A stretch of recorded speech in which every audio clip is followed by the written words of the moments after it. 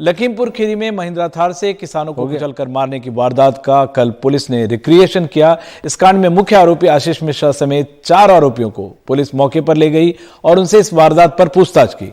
आशीष मिश्रा को पुलिस उसके गांव भी ले गई।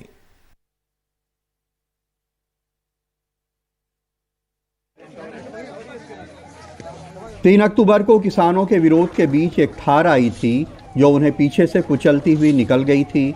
ये तस्वीर दिल दहलाने वाली है। आज पुलिस एक और जीप लाई और उसे किसानों के पुतलों पर चढ़ाकर उस वारदात को दोहराया और मौके पे नापजोख की।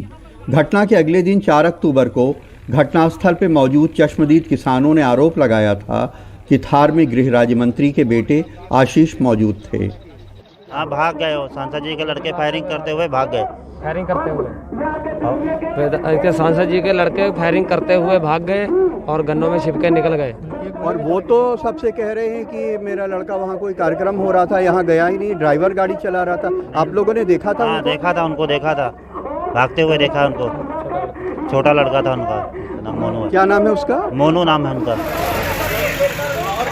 पुलिस आशीष मिश्रा समेत 4 आरोपियों को आशीष के गांव बनवीरपुर भी ले गई और उनसे समझने की कोशिश की कि उस दिन दोनों गाड़ियां कहां से रवाना हुई थीं, किस तरह वहां पहुंची।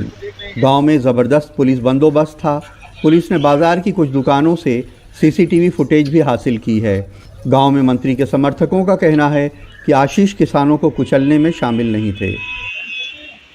आप लोगों ने वो मंजर देखा होगा कि अगर उस गाड़ी में कोई भी इंसान होता वो वहां से बच के वापस नहीं आ पाता।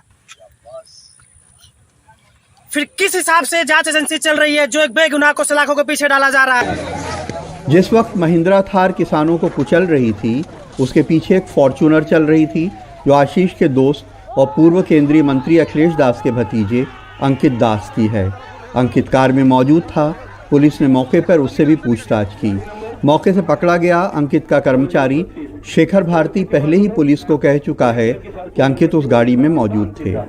आगे एक और गाड़ी थी, वो दूसरी किसकी थी? वो मुझे नहीं मालूम है। क्यों? उसके बारे में नहीं मालूम है। वो भी तो साथ में ही होगी। मुझे उसके बारे में नहीं मालूम। क्या हुआ इतना बता दो। बस मैं उनके साथ में लिखा पढ़े का काम करता हूँ। तुम आगे बैठे थे पीछे बैठे थे? पीछे बैठा हुआ था। क्या हुआ अचानक ये बताओ। अब भैया वो आगे से थार सबके ऊपर चढ़ाती हुई जा रही थी, हम पीछे वो बैठे हुए थे। बहरहाल लखीमपुर कांड में पुलिस की जांच आगे बढ़ी है। 4-5 नाम पुलिस को और पता चले हैं जिनकी वो तलाश कर रही है ताकि उनसे पूछताछ की जा सके। यही नहीं, मौके वारदात पे जिन असलहों से फायरिंग हुई है उनमें से एक रिपीटर गन और एक पिस्टल बताई जा रही है। पुलिस की तलाश उन असलहों की भी है। लखीमपुर खीरी में प्रतीक और लखनऊ में कैमरामैन राजेश गुप्ता के साथ कमाल खान, एनडीटीवी इंडिया। मध्य प्रदेश सरकार ने सांडों के बधियाकरण का आदेश निकाला, लेकिन भोपाल सांसद प्रज्ञा सिंह ठाकुर के विरोध के बाद इस आदेश को वापस ले लिया गया। सरकार ने पहले कहा था कि जो सांड अनुपयोगी हैं, यानी सामान्य समझ में प्रजनन क्षमता नहीं है, वो अनुपयोगी हैं। ऐसे में सवाल है, जब वो प्रजनन क्षमता खो चुका है तो फिर उसके बधियाकरण करने की आवश्यकता क्या है। लेकिन दूसरी तरफ जब विशेषज्ञों की बात माने तो लगता है कि ये जरूरी है, खासकर ग्रामीण अर्थव्यवस्था के लिए।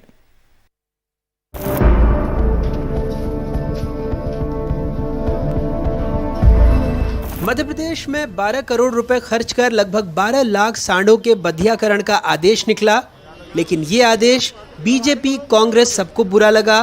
खास तौर पर भोपाल सांसद प्रज्ञा सिंह ठाकुर तो इस आदेश पर भी परोक्ष रूप से धर्म को ले आईं।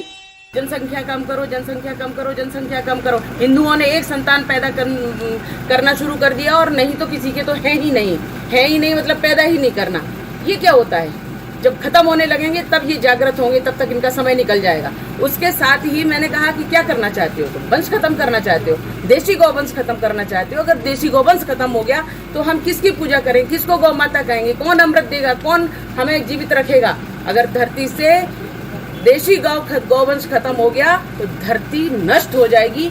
ये मैं नहीं कह रही हूँ, श्रीमद् भागवत कथा में लिखा हुआ है और इसलिए मैं शास्त्रों पर विश्वास करती हूँ अपने, और उस आधार पर भी कह रही हूँ। गाय को माता मानती हूँ और माता की तरह हमें पीड़ा होती है। अगर वंश खत्म हो गया तो हम नहीं बचेंगे। पशुपालन विभाग का एक आदेश जारी हुआ है जिसके अंदर स्पष्ट रूप से उल्लेखित किया गया है कि मध्य प्रदेश में निकृष्ट सांडों कि बगियाकरण नसबंदी का काम किया जाएगा। इसकी संख्या बताई जा रही 12 लाख सांडों की और इसमें अनुमानित खर्च राशि बता रही 12 करोड़ रुपए अनुमानित खर्च राशि बताई जा रही।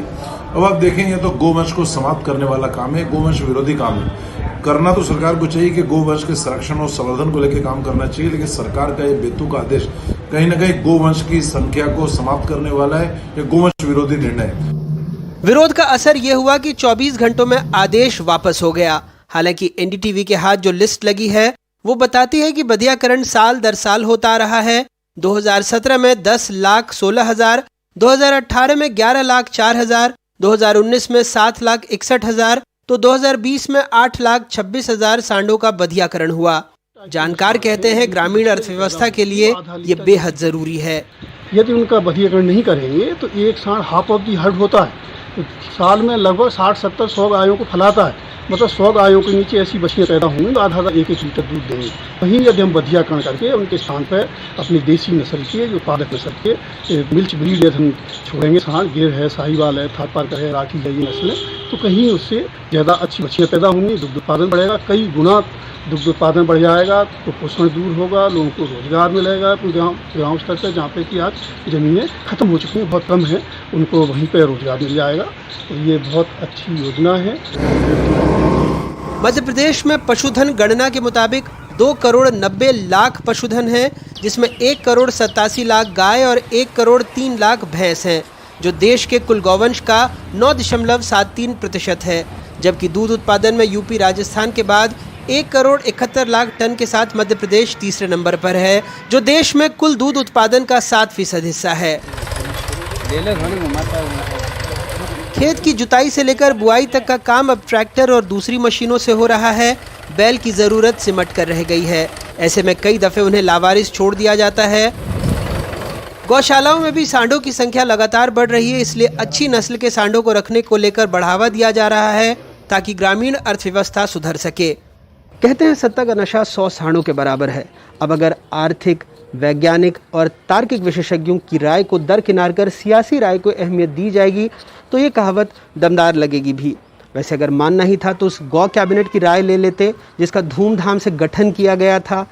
एक और आश्चर्य की बात यह है कि ऐसा विरोध सर्वदलीय है। भोपाल से कैमरा पर्सन रिजवान खान के साथ अनुराग द्वारी, एनडीटीवी इंडिया।